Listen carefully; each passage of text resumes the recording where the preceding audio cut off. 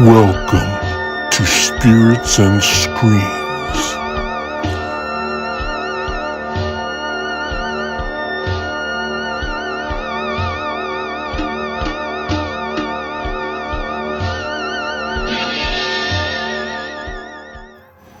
Hey guys, welcome to Spirits and Screams. I'm your host Karen, and tonight I'm super excited to be chatting about another indie supernatural horror film directed by Jose Prendes called EVIL NUN. Jose was kind enough to send me a screener and asked me to take a look at it, and I did, and I'm really excited to chat with you guys about it. Now make sure you hit that like button and subscribe to the channel if you're into talking about all things horror. Now let's have a look at what this one's all about. EVIL NUN 2025.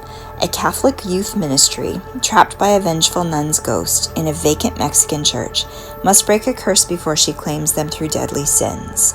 Directed by Jose Prendes, starring April Clark, Evan James Henderson, and Noel G. Now this is the third film of Jose's that I've reviewed. The other two are The Exorcist, which I really loved, and Morgan Killer Doll, which is another good one. Both of those reviews are on my channel, so go check those out too. All right, let's get into this movie. The story to this one is written by Jose Prendes, and Jose's directing this one as well. And once again, is put out by the Asylum. And I believe it's streaming now, and I will have everything linked in the description box below so that you can check it out. The cast in this one is absolutely incredible. And one thing I've noticed on reviewing Jose's films is he tends to have a cast that functions as a family together. They're really supportive, they have a really good chemistry together, and they seem to take his lead really well.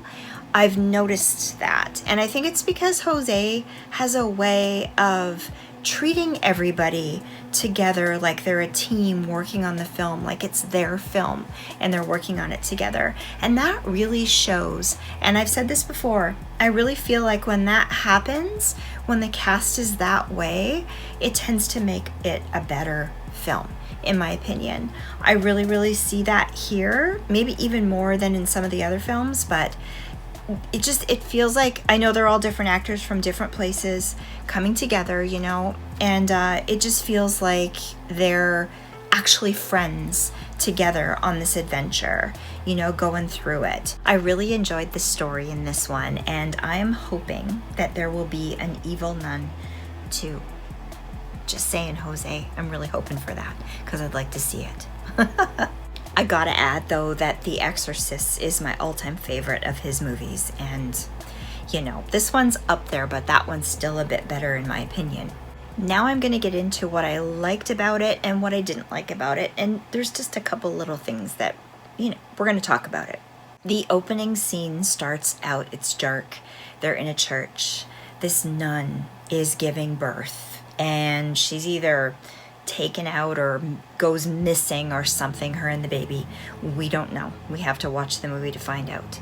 But I gotta say, kudos to this actress because she did a bang on job. I'm a mom and I've given birth. And her being on this cement floor that's dank and dark in a church, writhing in pain going through it, so unsettling, disturbing, and terrifying. I absolutely love that scene. I was kind of hooked into it right off the get-go, but very disturbing. Oh my goodness. And that's our backstory. Then it flashes to a slideshow of these Renaissance paintings of history of the demonic and ghosts and death and all that kind of thing. I thought that was really cool that they showed those kinds of things because I have a degree in art and I really have a love of that kind of painting, and I wanted to go back over it and watch it again just to see the titles and the artists that they chose for it. But it kind of adds something to it. It really adds something to the whole church landscape kind of thing.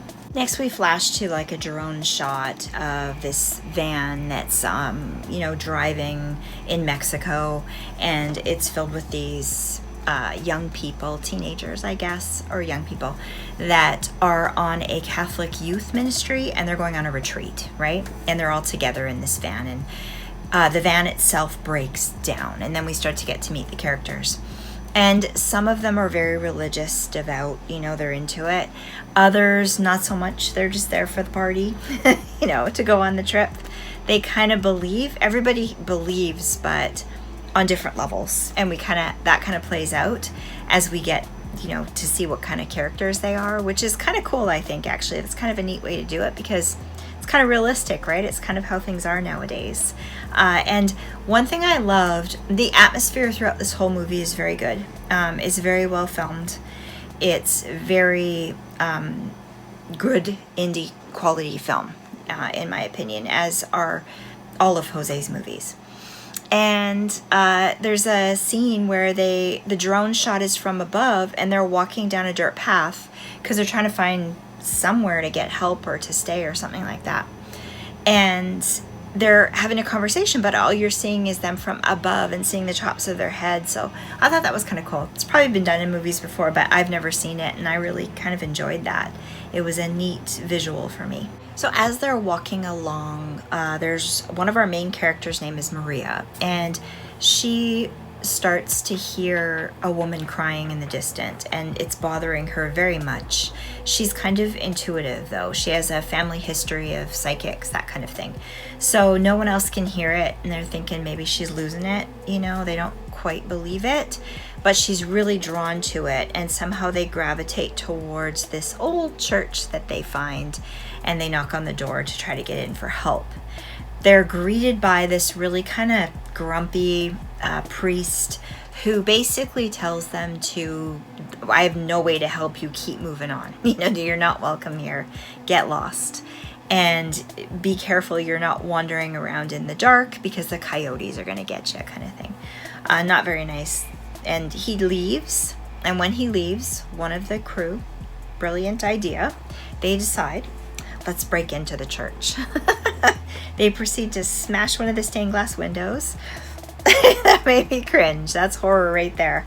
And they break into the church and find refuge there until they can figure out what to do.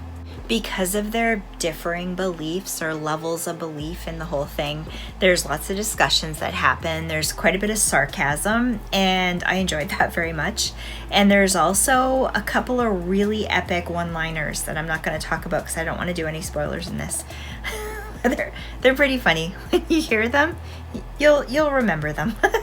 And like I said, this film's pretty atmospheric in my opinion, and it goes from daytime to nighttime, goes from outdoors to indoors. You get that claustrophobic kind of feeling in the dark, and the team ends up getting trapped, stuck in this place, and bad stuff starts to happen, and I'm not going to say what because you got to watch it to find out, but it's pretty cool.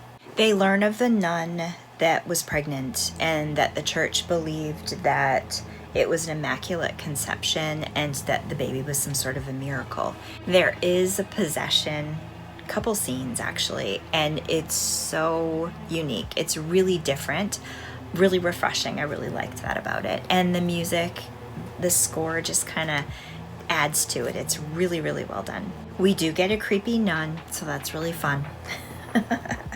And there's even a rattlesnake, like a real live rattlesnake. I thought that was so cool. That was one of my favorite parts. Now I'm going to talk about our two lead characters.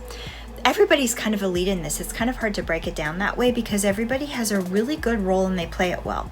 But anyway, our two lead characters. Maria, who I talked about before, is played by April Clark. And she is sort of like very religious, very intuitive. She can pick up on things and senses stuff, and that kind of leads her into trouble. But I gotta say, this girl, such an amazing actress. She had to play some pretty difficult stuff, and I wish I could talk about it, but I don't want to get into spoilers, but so good. Really, really good. And she asks her friend Zach, played by Evan James Henderson, to exercise her if ever the time comes where she needs that to be done. And it's kind of quirky because his dad was a deacon. I found that really cool because my dad was a deacon, and he's suddenly being forced to do stuff that he doesn't know anything about. This means nothing to him, but he agrees to do it if the time comes. He'll do his best, but I thought that was pretty cool. they're both great leads, and they do not overshadow the rest of the group. Like I was saying, everybody kind of stands in their own position, you know, their own character, and I love that. I think Jose's really good at that, making everybody count, everybody kind of connect together. Now, just one little thing that I didn't love about this film. So the kills are good, they're gruesome, you know, there's a few of them in this movie, but I felt like they were kind of rushed, like they could have been more epic and grandiose and built up and have us go through them. And I feel like perhaps the reason is because I know these films are done quickly, the time frame is very short, and the budget is limited, right? So they can only do so much. That being said, I think that they were good, you know, very, very good, and I really enjoyed it. And it is kind of a nitpicky thing, but I just wish there was more, you know, a little bit more gore, a little bit more feeling, so that you as the viewer are kind of drawn into it and feel uncomfortable and, you know, scared. And I didn't feel it as much, you know, and maybe that's because I watch a lot of this kind of stuff and I'm a bit desensitized to it, but I feel like it could have been just a bit more. So maybe if we get a number 2, there'll be a little bit more gore in that one. I don't know. I also felt a little bit like things were rushed when someone would get killed or get hurt and everyone would find out, react, and then they're over it and on to the next thing. It just felt a little too rushed. But like, again, I say, you know, I do not think it was the acting. I think that maybe it was the schedule, the filming schedule, and the time frame, just having to get through it really quickly. But very minor little nitpicky thing on my part, probably something that no one else would even notice, but just something that I've wanted more of so I could get more into the film. But like I say, the acting is absolutely incredible. I fully believe that they were all really close friends together on this, you know, horrible adventure, and I really loved it for that. I also want to add, as well as the nun, there is a Father Hector character in this, and he does an amazing scene as well. It's very, very good. I don't want to talk too much about it because I'll give away stuff, but so good. There are practical effects in this one, which I am a huge fan of, as you know. There is also a bit of digital, and it's a bit cornball, but there is a scene, you know, with eyes. If you know, you know. I'm not going to say what it is, but it'll end up being very epic indie film material. I'll tell you that right now. It's very fun. There is a plot twist in this one, and you know, it builds up to the final scene, which is very disturbing and sad all at the same time. So that was really fun, really enjoyed it. I actually watched this movie twice because I always like to give something 2 watches just before I decide my thoughts about it. And it's even better on the second watch, in my opinion. And I do want to add it to my physical media collection if it does come out eventually. I'll do that too, and I will set it right beside my copy of The Exorcist. I really will. And like I said, we get the nun in this one, and she does not disappoint. So overall, I really enjoyed this one. It was a fun watch, and I highly recommend that you guys check it out. Really good job again, Jose. You're always knocking them out of the park. Thank you for letting me watch this one as a screener. I really appreciate that, my friend. And for my review, I'm going to give this one a 4 out of 5. A spiritual sensation, a devilishly good time. Because I liked it. I think you guys will too. And I'll have everything linked in the description box below so that you can check out Jose's channel. He's got a YouTube channel called Master Chaos as well. And I'll do the IMDb's and all that stuff too so that you can find this movie and watch it.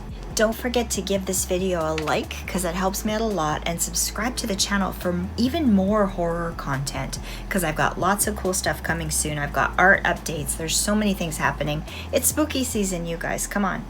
And the word on the street is I might be doing an interview with the one, the only Jose Prendes and some of the cast members of this film. So you guys, subscribe so you can stay tuned for that because that's going to be coming up soon. Thanks for hanging out on the Spirits and Screams YouTube channel. My name is Karen, and I'll see you again on the next one. And remember, when you're watching horror movies, don't forget to scream responsibly. Have a good night, you guys.